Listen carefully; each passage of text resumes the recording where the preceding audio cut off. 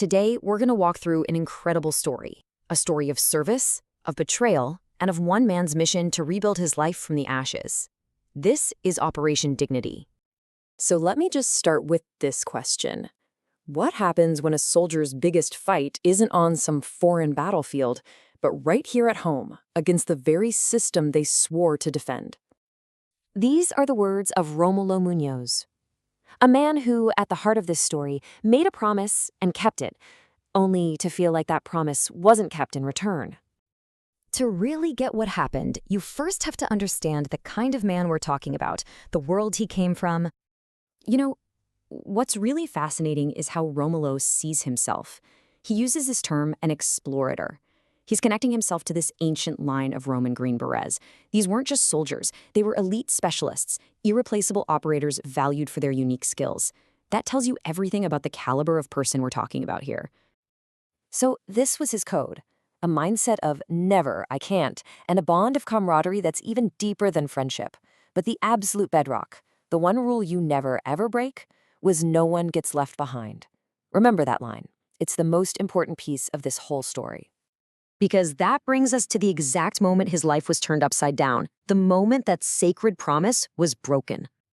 It all started with a helicopter jump during a training exercise. It went wrong, and he suffered a severe back injury that basically ended his career. But instead of being treated like a wounded hero, he was treated, well, like a logistical problem, a broken piece of equipment that was now just an inconvenience. And from there, it was just a free fall. The injury led to him being abandoned by the system. Once the medical support was gone, he lost his home. He was broke, in constant pain, pushed right to the edge. And that's when he made a desperate mistake that landed him in prison. A total collapse, all stemming from that first betrayal. Listen to his words here. It's so powerful. The physical injury was bad. Yeah, it took him out of the fight. But it was the abandonment. That feeling of being left behind by the very people he trusted with his life, that's what truly almost broke him. And you'd think that would be the end of it, but no. His battle was far from over. A whole new war was about to begin, this time inside prison walls. He spent 9 years in prison, and in his telling, this wasn't about rehabilitation. Because he kept fighting for his basic rights, he describes it as a systematic campaign to just dismantle him, to break the spirit of someone who simply refused to be silent. And when you look at the specific claims, a really grim picture emerges. He alleges his medical care was denied time and time again. He was forced to do work that made his spine even worse. Even his official complaints, he says, were just filed away with no action taken. And the results? They speak for themselves. On the left, you see the initial injury. On the right, his condition after 9 years. It's not just the old injury, it's a whole list of new problems. Chronic pain, nerve damage, even vision problems. The system didn't just fail to help him heal, he says it actively made him worse. But he survived, he made it through, and now he's out and he's launched a new mission, one he calls Operation Dignity. Now that number you see on screen, it's not random.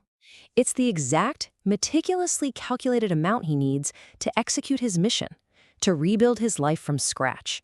It's the budget for a new beginning. And the plan is incredibly clear, broken down into 3 phases. Phase 1, recovery, getting the medical care he needs that the state just isn't providing. Phase 2, tools, simple things like a computer to start building a new career. And Phase 3, stability. That's 1 year of basic living costs so he can focus completely on retraining and getting back on his feet. And you can see right here where that support goes. Over 80% of it is for that 3rd phase, long-term stability and retraining. This isn't about a handout. This is about a strategic investment in a self-sufficient future. But here's the part that really gets me. The mission doesn't end with him. His ultimate goal is to launch something called Plan Semilla Ibera, basically a social project to help other people who've fallen through the cracks. So helping him today is like planting a seed for something that could help so many more people down the road. Okay, so this is where you come in. This is the part where the mission extends to all of us. This is his call to arms. And I absolutely love how he frames this. He's not asking for charity. He's saying the plan is made, the strategy is set. Now I'm recruiting my support team to help me execute the mission. It's a totally different mindset. So let's get the language right. What you give isn't a donation, it's munition. You're not a benefactor. You are a member of the support team, and by joining, you're helping to fulfill that original promise that a warrior is never ever left behind. All right, here are the practical details on how to provide that support. You've got 3 options. And for anyone who might be a little hesitant, Rómulo himself recommends using GoFundMe. Why? Because it has a money-back guarantee, which gives you that extra layer of security and trust. And listen, this part is so important. Support doesn't have to be financial. You can provide critical backup just by subscribing to his YouTube channel. Like his videos, watch them, share them. Every single bit of engagement builds a community around him and sends a powerful message that he is not fighting this alone. So, we end up right back where we started, with a promise. A soldier gave his word that he would never leave his country behind. The only question left is, will we help his country keep that same promise to him?